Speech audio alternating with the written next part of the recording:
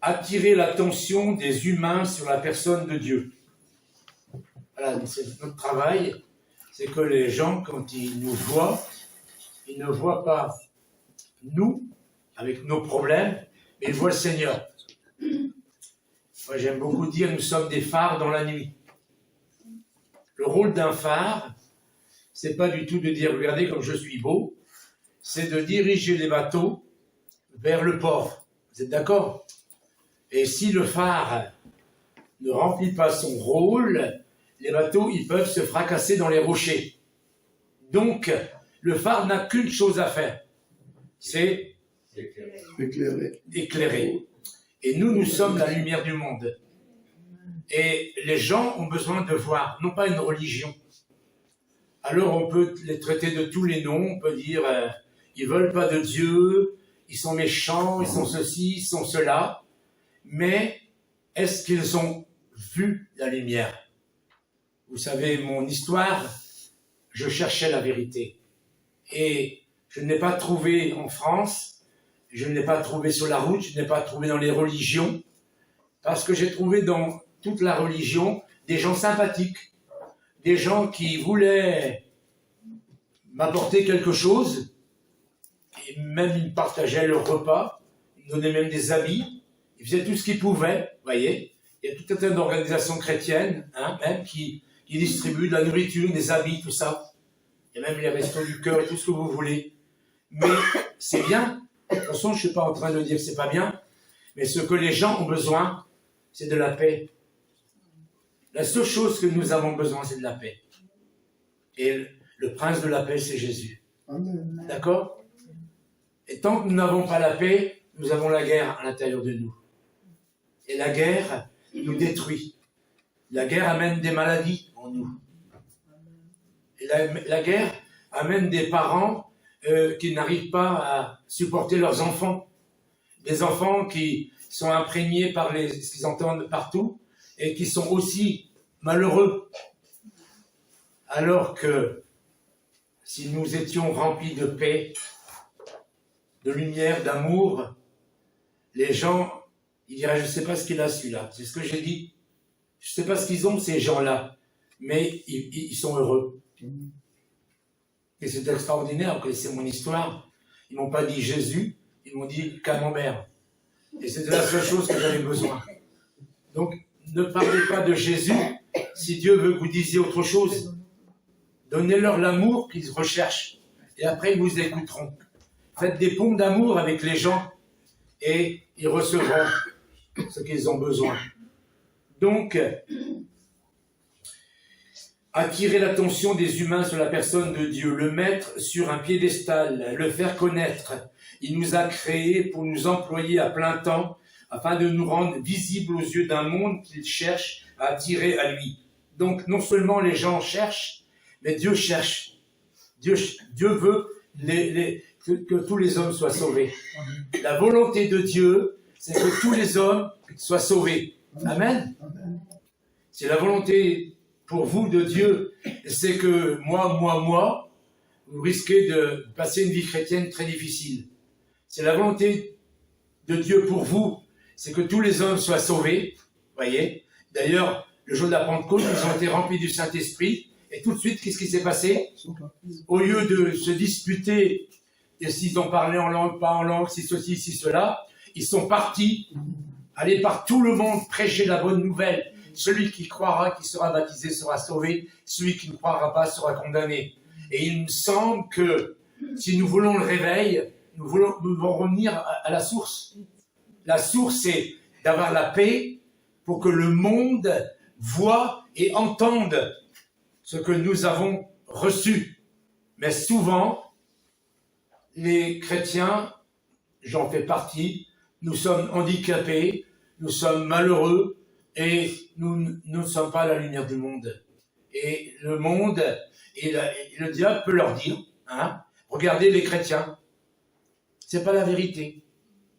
Et les gens qui sont déjà dans la rébellion, parce que l'homme naturel est rebelle à Dieu, l'homme naturel est indépendant, l'homme naturel croit qu'il peut réussir sa vie sans Dieu, voyez. Mais vous devez savoir qu'à un moment donné, cet homme naturel a la preuve qu'il ne peut pas s'en sortir. C'est dommage que certaines personnes arrivent à 80 ans ou 80 ans sans avoir compris ça. Moi, j'avais compris à 20 ans que j'étais perdu, que j'arrivais pas à m'en sortir, qu'il me fallait quelque chose pour être heureux. Vous voyez? Et c'est un bonheur de se convertir quand on est jeune. Et j'aime beaucoup les gens, mais je rencontre beaucoup de gens qui galèrent. Mais quand je leur demande à quel âge ils se sont convertis à 30 ans, 40 ans, 50 ans, 60 ans. Et c'est plus difficile de changer de vie et de laisser la présidence au Saint-Esprit quand on a de l'âge. Parce que quand on a de l'âge, on a des kilomètres au compteur, c'est-à-dire on a plein d'habitudes. Et qui dit habitude, dit mauvaises habitudes. Quand on est jeune, on a moins de mauvaises habitudes que quand on est des aînés. Nous sommes chargés de faire connaître les trésors de sa grâce envers un monde perdu. Dieu nous a confié la mission de développer son image publique. Le glorifier est un privilège immense. Et le verset, que vous soyez en train de manger ou de boire, que vous fassiez quoi que ce soit d'autre, faites tout pour la gloire de Dieu. Faites tout pour la gloire de Dieu. Voyez, Seigneur, à toi la gloire, à toi l'honneur. Pas seulement chanter. C'est vrai que quand on est à l'église, quand on chante, on fait les choses que pour la gloire de Dieu. Mais il faut que nous réussissions 24 heures sur 24 à faire tout pour la gloire de Dieu. Parce que si nous faisons tout pour la gloire de Dieu, les gens le verront. Et ils ne sauront pas pour qu'est-ce qui se passe, mais ils sentiront qu'il y a quelque chose chez nous. Alors, tout ça c'est beau, c'est facile, tout le monde le prêche. Et je voudrais vous dire que je viens de vivre un mois très difficile. Je vous ai annoncé une bonne nouvelle le mois dernier. Hein, et je vous quittais le dimanche. Le lundi, je partais en Roumanie, apporter une partie de la collecte que vous avez faite pour notre sœur, qui a été bien soignée. Et son mari était angoissé de ce que sa femme était à l'hôpital. Il était heureux et reconnaissant envers tout le monde de ce que vous avez fait dans vos prières et financièrement. Mais moi, arrivé à Lyon, vous savez, il y a des tapis roulants qui deviennent des marches, là, hein, des escalators, si ça s'appelle. Je me suis cassé la figure, je suis parti à la renverse, je me suis luxé l'épaule, vous voyez, et le départ était assez difficile. Et vous voyez, encore aujourd'hui, je lève le bras, mais je sens vraiment que je dois proclamer la parole de Dieu dans mon épaule, voyez. Et ça, c'est trop rien. La semaine dernière, donc dimanche dernier, j'étais à prêcher en Suisse. J'ai été 2 fois en panne avec la voiture. Alors vous allez dire, c'est rigolo parce que je m'appelle Panier, la panne y est. Voyez. Mais quand on est sur le bord de la route, avec les warnings qui marchent, c'est pas si rigolo que ça, voyez. En plus, après j'arrive chez mon cousin, il me dit, mais j'ai quelqu'un de la famille qui a un garage, il est chrétien, on va t'amener chez lui. Il m'amène au garage, et les garagistes suisses, même tous les gens en Suisse, ne sont pas du tout habitués à avoir une voiture de 420 000 km. Pour eux, une voiture de 150 000, elle est déjà morte, c'est déjà fini, vous voyez. 420 000,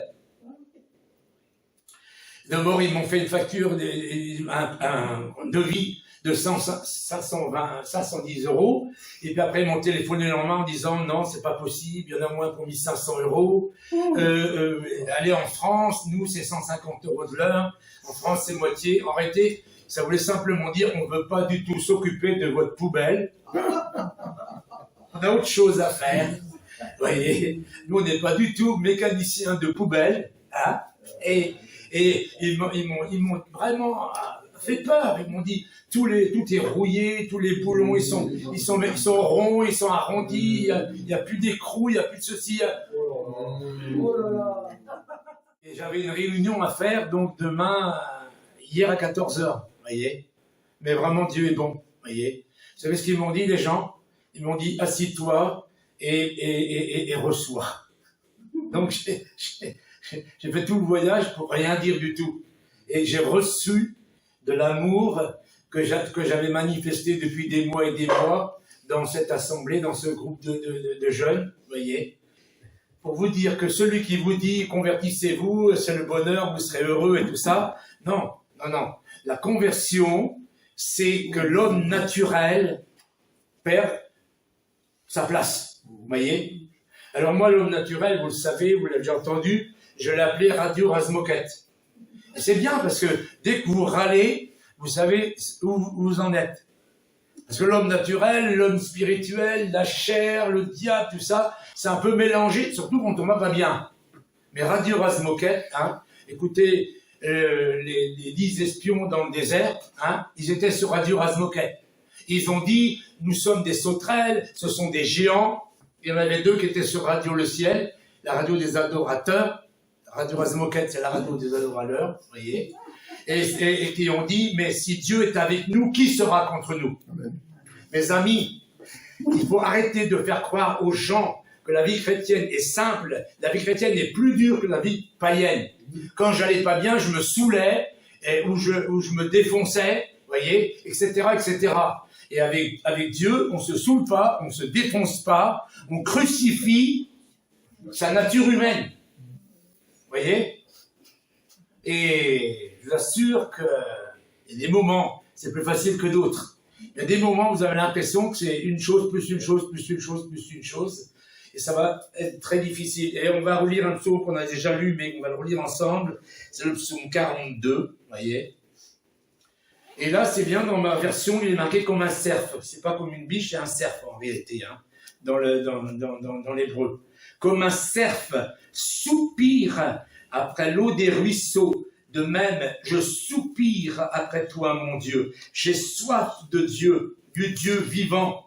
Quand pourrais-je venir et me présenter devant Dieu? Mes larmes sont le pain de mes jours et de mes nuits. Sans cesse, on me répète, ton Dieu, où est-il? Et avec quelle émotion? Je me souviens du temps où, avec le cortège, je m'avançais en marchant à sa tête vers le temple de Dieu, au milieu de la joie et des cris de reconnaissance de tout un peuple en fête.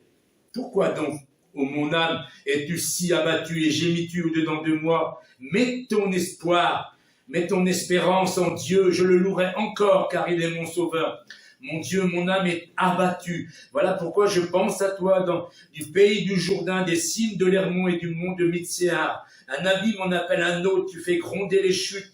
Tous tes flots et tes lames ont été déferlés sur moi. Que le jour l'Éternel me montre son amour, je passerai la nuit à chanter ses louanges. Et je m'adresserai ma prière au Dieu qui me fait vivre. Car je veux dire à mon Dieu, lui qui est mon rocher, pourquoi m'ignores-tu? Pourquoi donc me faut-il vivre dans la tristesse, pressé par l'ennemi? Mes membres sont meurtris, mes ennemis m'insultent sans cesse. Et ils me demandent, ton Dieu, où est-il? Pourquoi donc, ô mon âme, es-tu si abattue et gémis-tu au-dedans de moi? Mets ton espoir en Dieu, je le louerai encore, mon sauveur et mon Dieu. Moi, j'aime la Bible parce que c'est pas un conte de fées, voyez. Quand Pierre a dit, je te renierai jamais, Dieu lui dit, arrière de moi Satan, je pense pas que Pierre a pris ça dans les dents avec le sourire, crisser des dents, voyez. Quand il a marché sur l'eau et qu'il a fini par couler et que le Seigneur lui dit, homme de peu de foi, alors que personne n'a fait la même chose, hein. Moi j'aurais dit, il a une foi extraordinaire, il a osé marcher sur l'eau. Et au niveau humain, c'est vrai, au niveau divin, c'est homme de peu de foi. Les amis, Dieu n'est pas contre nous, il est avec nous. Mais il nous aime tellement qu'il nous a pris comme nous étions, mais il ne nous laissera jamais comme nous sommes. Voyez, nous sommes à l'école. Et l'école biblique ne devrait pas exister. On va dans des écoles bibliques parce qu'on n'apprend pas forcément dans l'église et dans la vie ce qu'on devrait apprendre. Mais l'école de la vie, c'est l'école biblique. Voyez? Et c'est pas un long fleuve tranquille. Et vous voyez, là, il dit qu'il est attaqué de partout. Et il donne son état d'esprit. Mes larmes sont la nourriture jour et nuit. Sans cesse, on me dit, où est ton Dieu? Mon âme est abattue au-dedans de moi. Vous savez ce que ça veut dire, hein? Vous avez eu l'âme abattue. Il est dit qu'une bonne nouvelle réjouit comme l'homme et une mauvaise nouvelle là-bas. C'est vrai que quand on a l'âme abattue, on a plein de frères et sœurs, même qui nous font des big hugs et qui nous disent « je t'aime » et tout ça. Mais c'est pas vraiment ce qu'on a besoin. Vous voyez?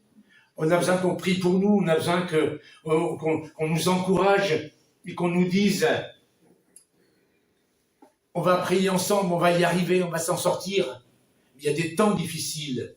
Et je crois que le réveil vient quand le peuple de Dieu est rempli de compassion.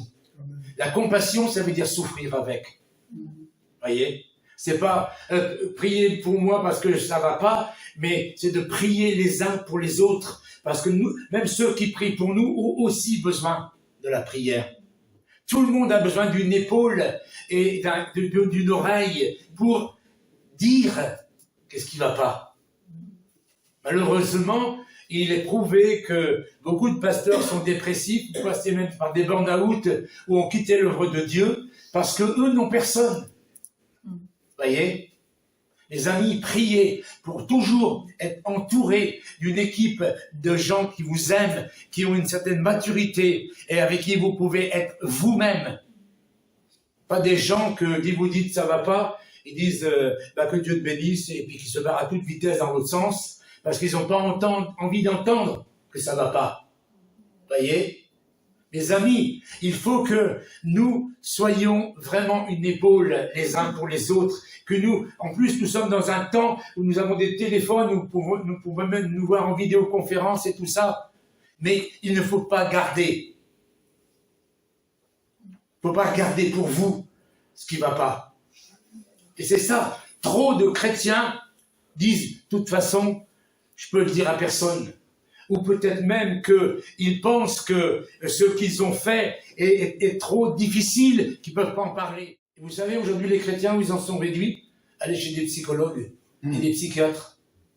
À prendre des médicaments, des neuroleptiques, des anxiolytiques. C'est pas normal. Nous devrions avoir la possibilité de, quand on va pas bien, d'avoir au moins une main. 5 personnes au moins. Et sur les 5, en avoir 1 ou 2 qui sont disponibles. Et puis qui vont vous dire, je te comprends. Moi aussi, je suis passé par là. Parce que nous sommes tous passés par là. Des temps très difficiles. Et nous avons besoin de réaliser que nous sommes un corps. Quand une partie de mon corps est attaquée, l'autre partie la défend. Donc, quand nous sommes attaqués, nous avons besoin d'une armée de prière. D'une armée de gens qui ont de la compassion. Mes larmes sur la nourriture, toutes les nuits, tous les jours, me dit sans cesse, mon âme est abattue. Je dis à mon rocher, pourquoi? Et je l'ai mis d'une autre façon avec mes versets différents. Pourquoi m'ignores-tu? Pourquoi m'oublies-tu? Ça veut dire que on a carrément l'impression que dans ces moments-là, Dieu, il a disparu. Alors qu'il dit au départ, comme un cerf soupire auprès des courants d'eau, mon âme soupire après toi, mon Dieu. J'ai soif du Dieu vivant. Quand pourrais-je me présenter? Il sait qu'il a un Dieu. Mais il dit, quand pourrais-je me présenter? Mes amis, nous avons toujours le Seigneur avec nous. Il est avec nous tous les jours jusqu'à la fin du monde. Il habite en nous. Il préside notre vie. Nous pouvons compter sur lui. Il ne nous abandonnera jamais. Le verset que j'ai eu à mon baptême, c'est « Je ne te délaisserai jamais, je ne t'abandonnerai jamais ». Et je peux vous dire les centaines de fois où ce verset m'a fait du bien. Mais on a l'impression que tout est contre nous. Ça frise la paranoïa, bien sûr. Le paranoïa qui pense que personne ne l'aime et tout le monde est contre lui. Ce sont des attaques. Il viennent du diable. Parce que le diable, c'est le moment où il peut t'attaquer. Il n'est pas venu vers Jésus n'importe quand. Il est venu quand il a jeûné 40 jours. Il a osé dire à son Créateur, si tu es le Fils de Dieu, ordonne que ces pierres deviennent des pains.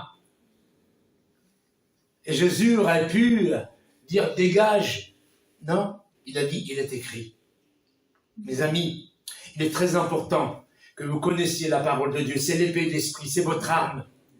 Quand vous êtes perdu, quand vous vous sentez mal, quand vous êtes attaqué, et même des fois physiquement, vous avez peut-être mal aux dents, vous avez mal au ventre, vous avez mal quelque part. En plus, il reste que la parole de Dieu. Et la parole de Dieu ne peut être parlée que dans la foi. La foi vient de ce qu'on entend de la parole de Dieu. Et sans la foi, il est impossible d'être agréable. Ce que Dieu veut quand tu vas pas bien, c'est pas que ton vieil homme, c'est-à-dire ton homme naturel, dit j'en ai marre, j'en ai marre, j'en ai marre, j'en ai marre, mais que ton nouvel homme, qui est sur Radio Le Ciel, dit la parole de Dieu. Je puis tout par le Christ qui me rend fort. Je suis assis avec Christ dans les lieux célestes. Je marche sur les serpents et les scorpions. Et là, ça peut être que par la foi. Parce que toutes vos émotions, toute votre vie, tout ce qui est autour de vous, même les gens qui vous aiment autour de vous et qui vous ont dit des choses négatives, qui vous ont même pas compris, c'est ça qui est difficile. Quand c'est des gens qu'on n'en a rien à cirer, c'est pas difficile. Mais quand vous êtes des gens qui sont autour de vous, que vous comptez sur eux et puis qui vous disent des choses qui vont avec ce que le diable vous dit. J'ai décidé depuis un certain temps de dire je veux connaître le point de vue des autres. Et j'ai donné de l'autorité aux autres sur ma vie. Je peux vous assurer que je regrette presque de l'avoir fait. Mais je ne changerai pas. Mais c'est très difficile. Dès que l'autre vous amène son point de vue, voyez, qui ne va pas avec votre point de vue, ça veut dire un point de vue. Hein. Moi, je vous vois comme ça, et vous me voyez comme ça. Et vous, on voit comme ça. C'est la place où on se met, on n'a pas la même vision des choses, on n'a pas le même point de vue. Et c'est important pour pas tomber dans l'orgueil, d'avoir des amis qui vous donnent leur point de vue. Ceux qui ont refusé ça, je suis en train de lire les livres de tous les pères de l'Église, ils se sont tous cassés la figure à un moment donné, et ils sont tombés, soit Saint-Augustin ou n'importe lequel, ils sont tous à un moment tombés dans l'orgueil, parce qu'ils se sont mis à croire que des choses qui venaient d'eux venaient de Dieu.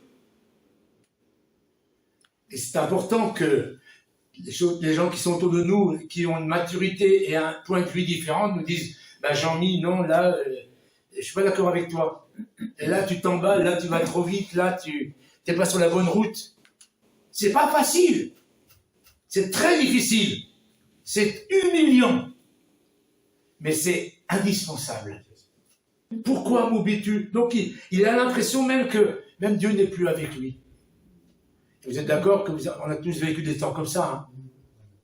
Moi, j'ai dit, Seigneur, plus j'ai l'impression de t'obéir, moins je t'entends. Avant, j'étais colérique, j'étais ceci, j'étais cela. J'entendais la voix de Dieu. Dieu m'a dit, va à Clermont-Ferrand. Dieu m'a dit, marie-toi avec cette personne-là. Dieu m'a dit. J'ai demandé à des gens spirituels, ils m'ont dit, c'est parce que tu as atteint une maturité, tu n'es plus un enfant. C'est un enfant qui a besoin d'entendre ainsi parle l'Éternel tout le temps, pour être rassuré. Mais toi, tu as la maturité nécessaire et pour prendre des bonnes décisions, écouter ceux qui sont autour de toi. Et ce qui est important, c'est la paix. Quand tu as la paix de Dieu qui surpasse toute intelligence, qui garde ton cœur et tes pensées en Jésus-Christ, tu sais, tu peux pas avoir la paix si tu n'es pas sur le chemin de Dieu. Tu peux pas fabriquer une paix. Voyez, tu peux la fabriquer dans ton âme. Tu peux mentir à ton âme, mais tu peux pas mentir à ton esprit. Si c'est ton esprit qui préside ta vie et qui te donne la paix, tu sais que tu marches par la foi. Et marcher par la foi et non par la vue. Et toujours vouloir entendre la voix de Dieu, c'est marcher par la vue. Donc, il a à un moment donné, il a tout le monde contre lui, il est en guerre, dans ses pensées ça va mal, il dit je suis comme une biche ou comme un cerf près des courants d'eau, mon âme a soif de toi. Ça veut dire Seigneur, fais quelque chose, j'en peux plus, je suis paumé. Et mes amis, soyons honnêtes, on passe tous par des temps comme ça. Moi j'aurais aimé entendre ce genre de prédication quand j'étais jeune converti. Au lieu de me faire croire taka, y'a que, voyez. Et on avait l'impression qu'il y avait des gens qui avaient tout réussi, puis d'autres qui réussissaient rien. Qu'est-ce que je me disais? Je me disais, mais je serai jamais comme ça, moi. Alors que si on m'avait dit, tu sais, je suis exactement comme toi, et j'ai des qualités comme toi, j'ai des défauts comme toi, j'ai des mauvais plis, des mauvaises habitudes comme toi, on est tous pareils, il n'y a pas un juste, pas même un seul. La Bible dit tous sont pervertis, tous ont dans le cœur un venin d'aspi. Tous. Voyez? Et on ne peut pas vivre notre vie chrétienne sans lui. C'est pour ça que, même si le monde vous dit je crois pas en Dieu, ceci, cela, ça n'a pas à vous perturber. Ils ne peuvent pas se passer de Dieu. Personne ne peut vivre sans Dieu. Nous avons besoin d'être dans la dépendance de Dieu.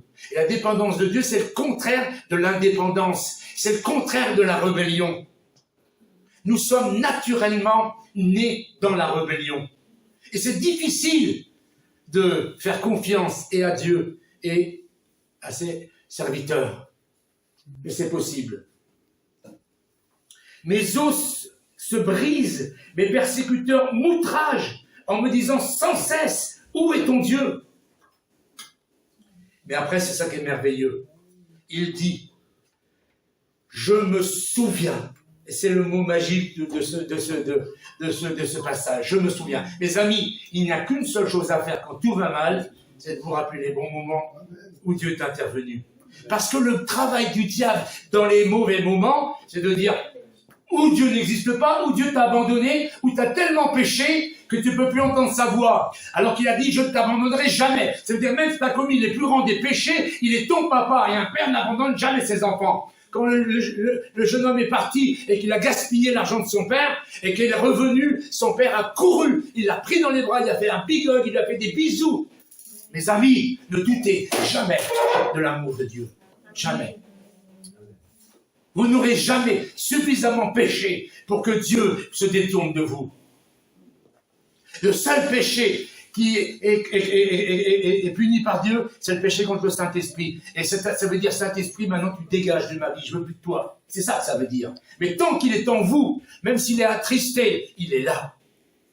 J'ai jamais prêché l'évangile dans aucune personne de ma famille. Et quand je me suis converti, je dis, maman, j'ai rencontré Jésus. Maman m'avait dit, après la drogue, c'est la religion. Qu'est-ce qui va nous sortir la prochaine fois? J'ai jamais essayé de leur dire, maman, Jésus t'aime. Vous voyez, ils ont vu la transformation. Vous êtes un phare dans la nuit. Et les gens doivent voir. Ils doivent se dire, mais pourtant, mon fils était comme ça. Il était n'importe quoi, il faisait n'importe quoi. Et il changeait d'idée comme de chemise.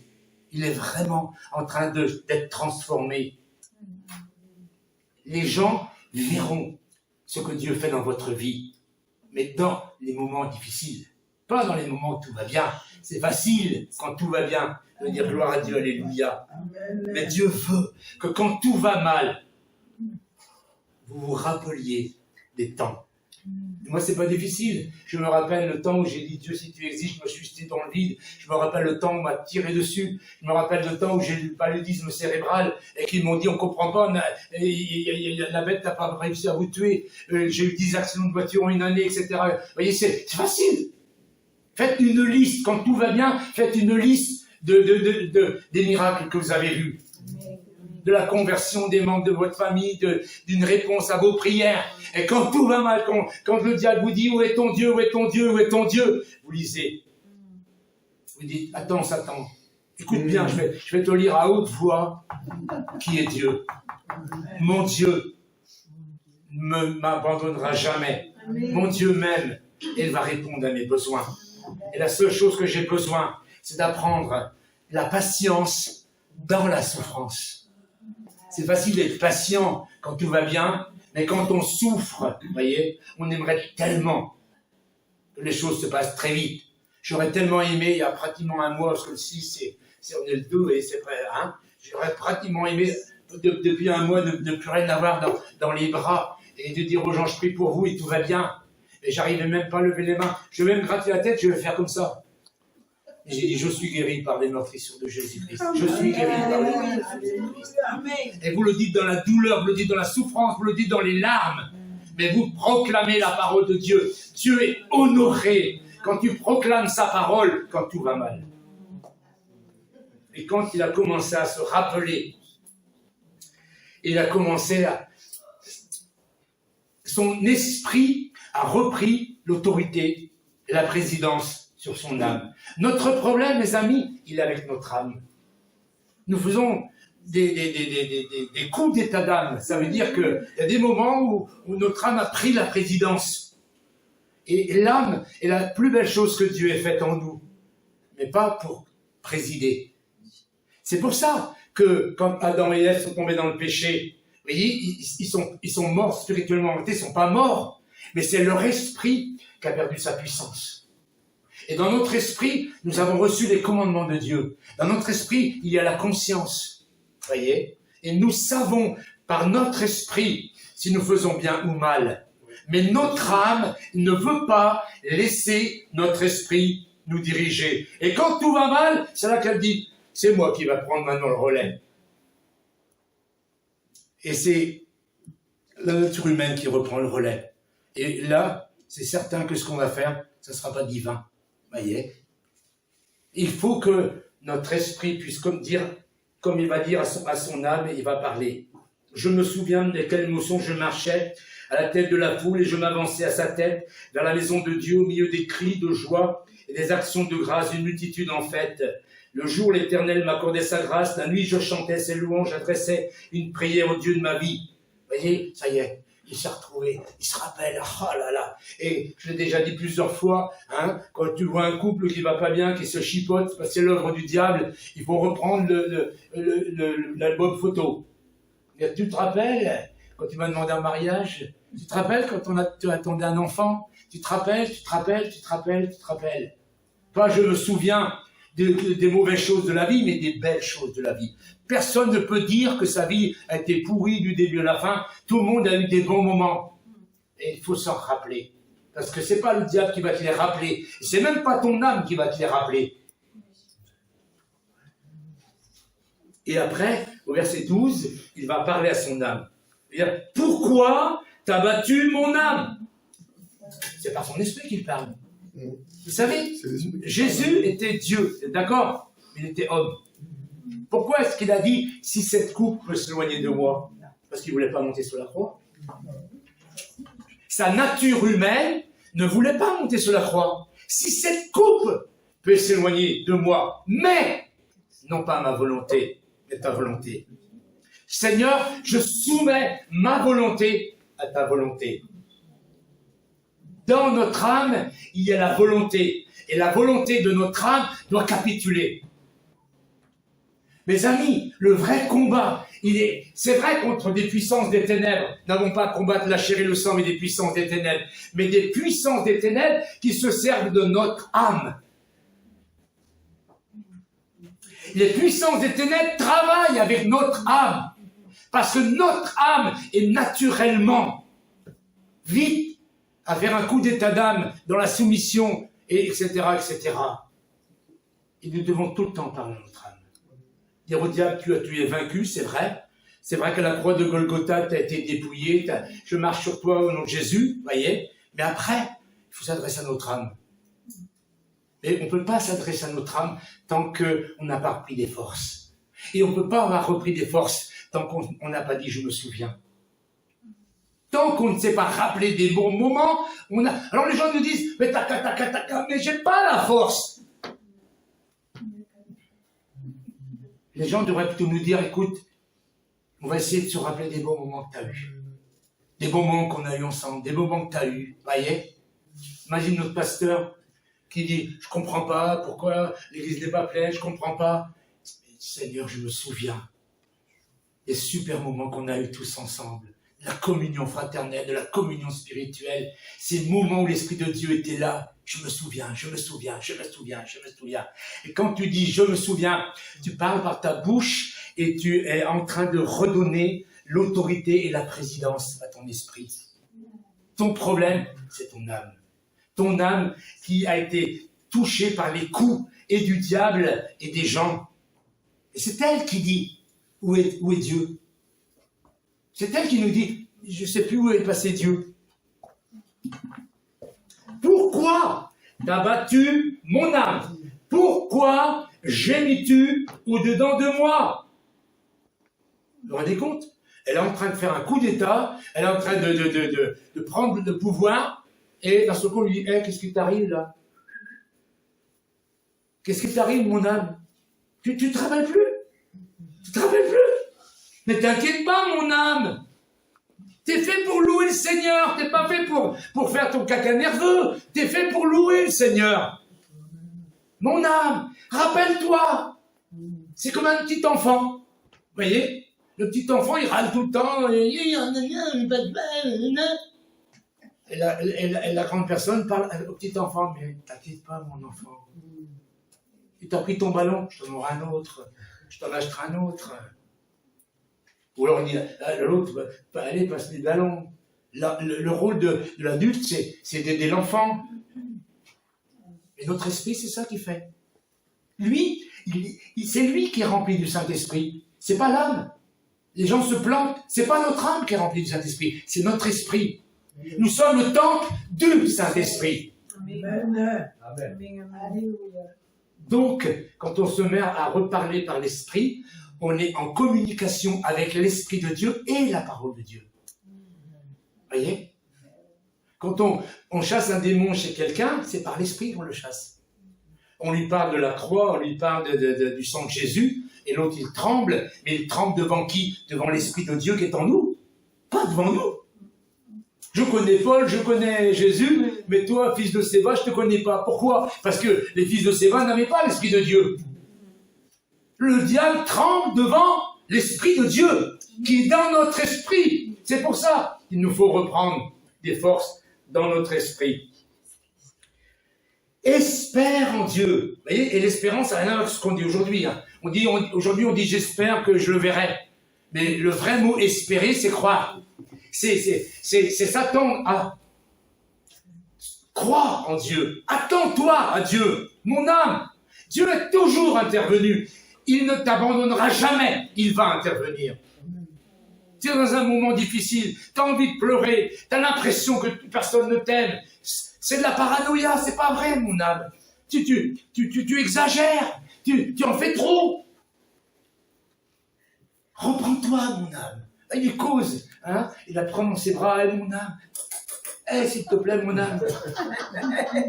Chouchou, t'es là. Ne lui dites pas, mon âme, casse-toi, écrase-toi. Non, non. Aimez-vous. Aimez-vous. Voyez? C'est pas aimer votre esprit, il n'y a pas de problème. Votre esprit est aimé par l'Esprit de Dieu. C'est votre âme qui fait qu'on a une vie comme ça. Attends-toi, mon âme, à Dieu. Je le louerai encore. Il est mon salut, il est mon Dieu. Encore et encore. Je n'arrêterai jamais de célébrer l'Éternel. La seule chose que le diable veut dans ta vie, c'est que tu arrêtes de glorifier ton Seigneur.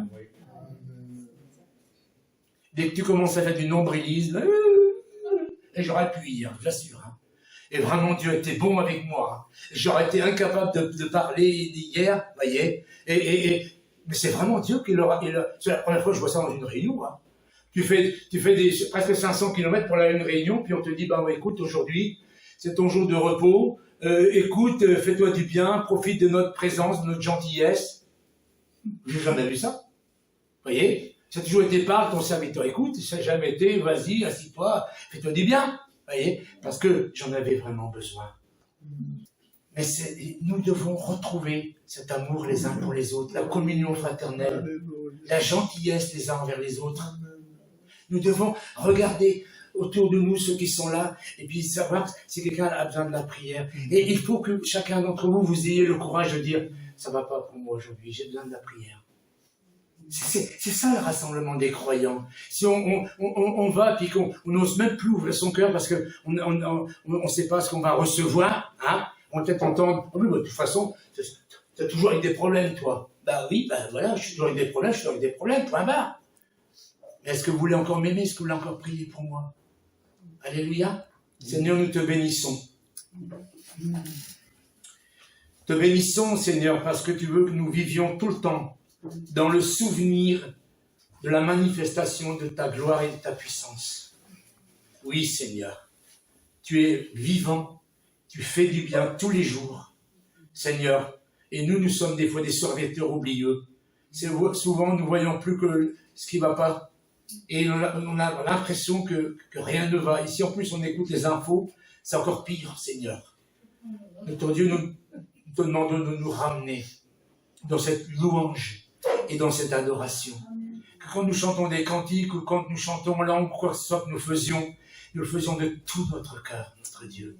Au nom de Jésus, merci pour ta consolation que tu apportes ce matin au milieu de nous. Et merci parce que chacun d'entre nous peut dire, je suis aimé de Dieu, je suis aimé du corps de Christ. Dans le nom de Jésus. Amen. Amen.